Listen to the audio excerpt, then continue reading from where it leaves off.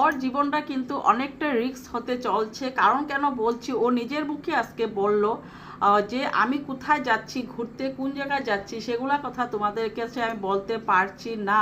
কারণ আমার কিন্তু অনেকটাই শত্রু হয়ে গিয়েছে। সেই জায়গায় আমি তোমাদেরকে এখনই বলে দিচ্ছি না আমি কোথায় যাব ঘুরতে বা কোন জায়গায় যাচ্ছি। সেই জায়গাতে একদিন দুদিনের ভিডিও আমি স্কিপ করে আমি সেই ভিডিওটা তোমাদেরকে আজ ছেড়ে দিচ্ছি। তোমরা হয়তো কাল পেয়ে যাবে এই ভিডিওটা। তো সেই জায়গাতে ও আজ আমাদেরকে ভিডিও দিয়ে দিল আর বলল যে কোথায় যাবে, কোন জায়গায় যাবে সেই কিছু কথা আমাদেরকে বলবে না। কারণ ওর পিছনে অনেকে শত্রুতা লেগে গিয়েছে, অনেক শত্রু হয়ে গিয়েছে। সেই জায়গাতে ও নিজের জীবনকে নিয়ে ও কখনো রিস্ক নিতে পারছে না। তো সেই জায়গাতে ও যখন ফ্ল্যাটে ছিল তখনও ও বলেছিল যে আমার আর অনেক শত্রু হয়েছে, আমার পাশে অনেক হুমকি হামকি আসছে, বৌদিকে নিয়ে সুসম্মানে আমি ঘরে চলে আসলাম। সেই জায়গাতে ও সবসময় শত্রুর ভয়ে মানে শত্রু ওর পিছনে এতই লেগে গিয়েছে। সে জায়গাতে কিন্তু ও নিজের বাপের বাড়িতে যখন থাকে তখন ড্যাম কেয়ারে ও টোটোতে এদিকে এদিকে এদিকে এদিকে ঘোরাঘুরি করে। তখন ও শত্রুতা কোথায় যায়? তখন তো শত্রুতা কোনো জায়গায় দেখা দেয় না ওর কাছে, বা কোনো দিন বলে না আমি এই জায়গাতে যাব না। আর যে জায়গাতে যখন ফ্ল্যাটে ছিল তখন তো বলে দিয়েছিল যে আমার শত্রুতা অনেক হয়েছে, ফ্ল্যাটের সামনে আশেপাশে মানুষ ঘোরাঘুরি করছে, আমার অ্যাড্রেস নিচ্ছে আর কি। তো সেটাই ও যখন নিজের ঘরে থাকে, যখন ফ্ল্যাট থেকে যখন নিজের বাড়িতে চলে আসে, যখন কলকাতা যায় এখানে যায় ওখানে, তখন ওর কি কোনো শত্রু থাকে না। তো সেই জায়গাতে সেই জন্য বলছি ও বহুত বড় একটা সেলিব্রিটি হয়ে গিয়েছে। ওর পিছনে সবসময় এখন গার্ড নিয়ে ও ঘোরাঘুরি করতে হবে, কারণ ওর শত্রু অনেক বেশি হয়ে গিয়েছে। যখন এত বড় একটা ইউটিউবার যখন নিজের শ্বশুরবাড়ির থেকে পরকীয়া করে পরপুরুষের সাথে চেটিং করে সারা রাত কাটাতে পারে, সেই মেয়ে ছেলের তো এত টাকা হবেই, তাই না বন্ধুরা? নিজের বাচ্চাকে যখন ও বেঁচে খেতে পারছে, সে জায়গাতেও ও নিজের চরিত্র বেচতে কোনো পিছনে থাকবে না।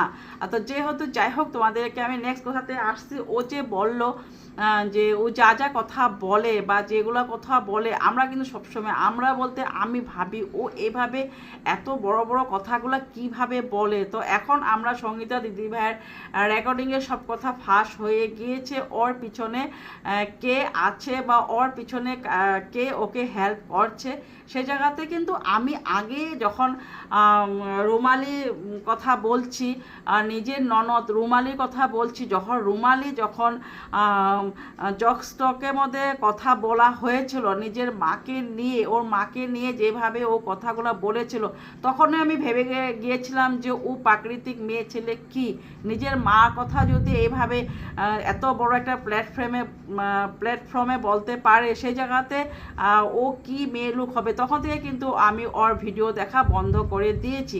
তারপর যখন সন্দীপের কথা নিয়ে এত বড় একটা ঝামেলা হয়ে গিয়েছে সন্দীপ আর গামলার মধ্যে, তখন কিন্তু রুমালি বলল যে এই বাচ্চাটা কিন্তু নিজের মার কাছে থাকা উচিত। কিন্তু ও জানে ওর মা কি কি মানে একটা কি খারাপ একটা জায়গায় চলে গিয়েছে। সেই জায়গাতে কি নিজের বাচ্চাটা গামলার কাছে থাকলে কি সেফটি, মানে কিষাণুর মার কাছে থাকলে কি সেফটি, না নিজের ভাইয়ের কাছে থাকলে সেফটি? কেন জানে ওর ভাইয়ের নিজের ফ্যামিলি কেমন, নিজের ফ্যামিলি কথাও ভালো করে জানে। হ্যাঁ, ও কিভাবে জানবে? ছোটোবেলায় তো ওকে ভালো পারভারিশ দেওয়ার জন্য ওর মা বাবা দিয়ে দিয়েছিল দিদার কাছে, মাসির কাছে, যাতে ওখানে থাক, ভালো জায়গায় থাক, পড়াশোনা করুক, ভালো স্কুলে পড়াশোনা করুক, ভালো হোক, এইভাবে ওর মা কিন্তু তুলে দিয়েছিল ও দিদনের আর মাসির হাতে।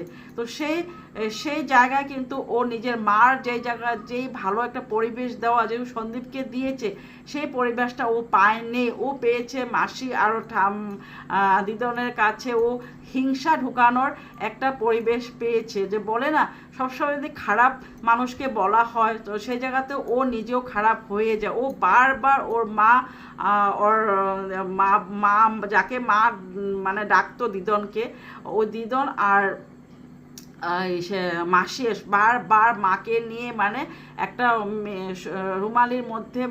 রুমালির ব্রেনে একটা খারাপ মানে কথা ঢুকিয়ে দিয়েছিল। সেই জন্য কিন্তু রুমালি এখন পর্যন্ত যে মা বাবা ভাই যে কি তাদের মানে তাদের সাথে যে মা মেয়ের সাথে যে কি একটা সম্পর্ক থাকে সেটা কিন্তু ও কখনো বুঝেনি। তার জন্য ও কি করেছে, প্রথম থেকে চ্যানেলটা নিয়ে ও কিন্তু সন্দীপকে কিভাবে নিচে নামাবে, সন্দীপকে মানে কিভাবে হাতে রাখবে, সন্দীপকে যদি বলে উঠ তো উঠবে, যদি বস তো বসবে, সেই জায়গায় কিন্তু সন্দীপ তেমনই করেছে। আগের ভিডিওতে আমরা দেখেছিলাম। আর যখন সন্দীপ আর টিনার ভিডিওগুলা রুমালি নিয়ে ছেড়ে দিয়েছিল, যখন দেখেছে যে না অনেকটাই ভিউজ হয়ে যাচ্ছে, ইনকাম অনেকটা হয়েছে, সেই জায়গায় কিন্তু ও টাকাটা ওদেরকে একদমই কম মাত্রা দিত। তখন কিন্তু সন্দীপ আর গামলা বুঝে গিয়েছিল যে না আমাদের কিন্তু দিদিভাই অনেকেই ঠকাচ্ছে। সেই জায়গায় কিন্তু সন্দীপে আর গামলা আবার নতুন করে চ্যানেল খুলে নিয়েছে। তখন থেকে ওর দুজনের মধ্যে ভাই বোনের মধ্যে মন মোটামুটি চলছে। সেই সময় থেকে কিন্তু রুমালি কখনো চায়নি নিজের ভাইয়ের ভালো একটা জায়গায় যাক। সেই জায়গায় কিন্তু সন্দীপ খুব কষ্ট করে এই চ্যানেলটা দাঁড়া করিয়েছে আর কি। তো সেইটাই যখন গামলা আর সন্দীপের মধ্যে এত বড় একটা ঝামেলা হয়েছে, সেই সময় কিন্তু রুমালি বলে দিয়েছিল একটা লাইভ এসে যে কিষানও কিন্তু নিজের মার কাছে থাকাটাই বেটার হবে। কিন্তু যেহেতু জানে গামলা কি করে ওই ঘর থেকে বেরিয়ে এসেছে, কি খারাপ মানে কাজ করে খারাপ জায়গায় ও গিয়েছে, সেই জায়গাতে কি বাচ্চাটা মার কাছে থাকলে সেফটি না সন্দীপের কাছে থাকলে সেফটি, তো সেটা ওই ভালো করে জানে বুঝে সেই কথাটা ও বলেছে যে নিজের মার কাছে থাকাটাই সেফটি। আজকে যদি কিষানও ওর মার কাছে থাকতো তাহলে কিষানোর এই ভালো যে জায়গাটা ও আছে, যে ঠাকুমা দাদুর মার যে ভালোবাসাটা পেয়েছে, সে কি ও নিজের মার থেকে পাতো? সেই মা তো সকালবেলা ঘুমের থেকে উঠে 12টার সময় সকালবেলা ঘুমের থেকে উঠে খাওয়া দাওয়া করে এই টোটো নিয়ে ঘুরতে চলে যায়, এই বিরিয়ানি খাচ্ছে, এইটা খাচ্ছে, সে মার্কেটিং করছে, সেই সব কিছু করছে। ওর মুখে দিয়ে কি এই আজকে 1 বছরের মধ্যে কোনো মাতৃত্বর ভাব দেখা গিয়েছে? কোনো মার যে বাচ্চার প্রতি যে একটা টান থাকে, যে হাও করে কাঁদা বা সারাদিন ওয়াইটির মধ্যে একদিন পর নিজের বাচ্চাকে নিয়ে চর্চা করা, আমরা কোনো দিন কিন্তু সেই জায়গাটা কিন্তু ওর পায় নেই। সেই জায়গাতে কীভাবে বলল রুমালি যে ওর বাচ্চাটা কিন্তু ওর মার কাছে থাকাটাই বেটার।